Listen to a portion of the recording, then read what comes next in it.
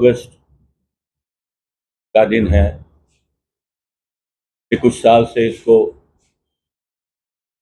उस अभूतपूर्व दिन के नाम से रिकॉग्निशन मिला है जिस दिन यहाँ पे 2019 में आर्टिकल 370 को हटाया गया।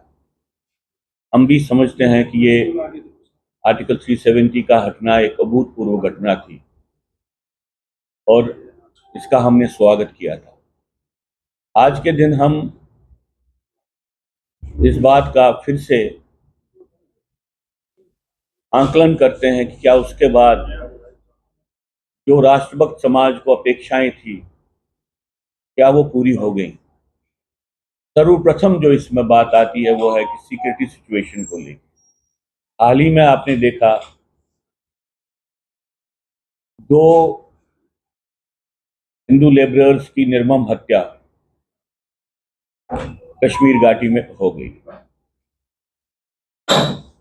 बिल्कुल किसी व्यक्ति का मजहब जान के उसको मारने की जो प्रक्रिया बहुत समय से हम देखते आए हैं वो सिलसिला अभी चल रहा है।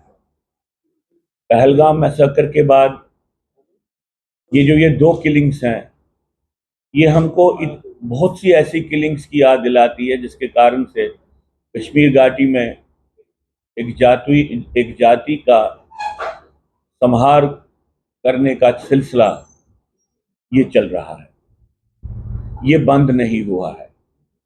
हमने बार बार प्रयत्न किया कि हम सरकार को कहें कि भाई आप अपना टेररिस्ट वायलेंस को देखने का दृष्टिकोण चेंज कर लें, क्योंकि जब तक वो दृष्टिकोण गलत रहेगा, जब तक वो दृष्टिकोण जिसको आप कहेंगे कि टेररिज्म का कम आंकलन करने की प्रक्रिया पे रहेगा या टेररिज्म को किन्हीं ऐसे कारणों के साथ जोड़ के उसका निराकरण करने की प्रक्रिया के साथ रहेगा, तब तक ये बातें होती रहेंगी।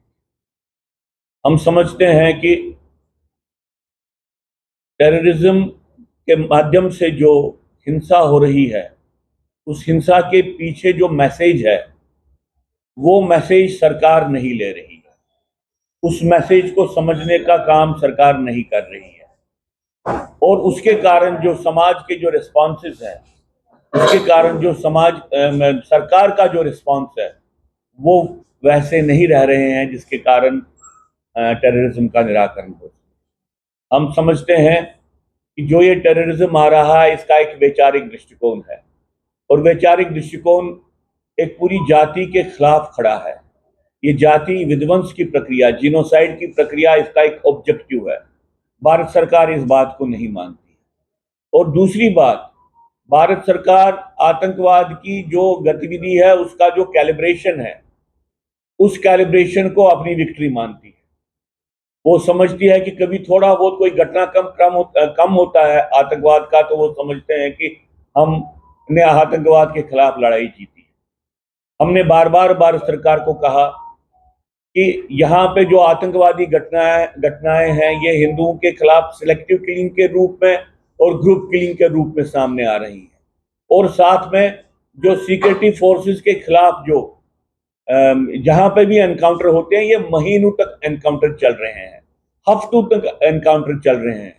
वो इसलिए चल रहे हैं कि जो आतंकवादी तंत्र है वो लगता है कि वो ज्यादा मिलिटराइज हो गया है, उसमें ज्यादा देर तक सुरक्षा बलों के साथ जूझने की शक्ति बढ़ गई है और जो आपने भी देखा होगा कि पिछले 2 साल में जो सिक्योरिटी फोर्सेस की कैजुअलिटीज हैं वो बढ़ गई हैं।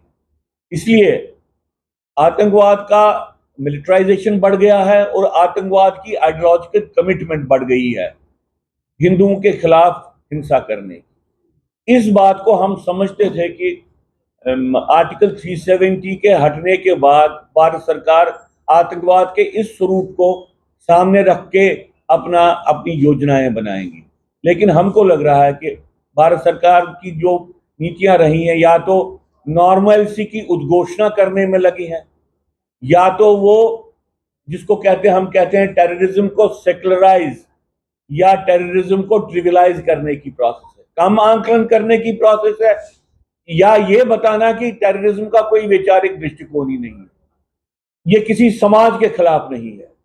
ये दो बातें हैं, हम समझते हैं कि आज के दिन भारत सरकार, दिल्ली में बीजेपी की सरकार इस बात को समझे कि भाई जो आतंकवाद वो कर रहे हैं उसको आतंकवादी, एक जिहादी आतंकवाद कहते हैं।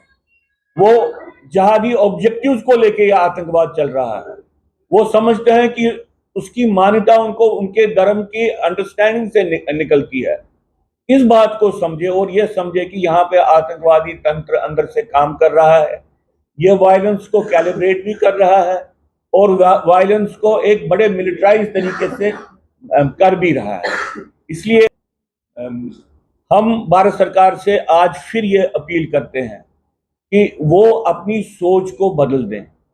अगर वो अपनी सोच को नहीं बदलते हैं तो ये सिलसिला चलता रहेगा।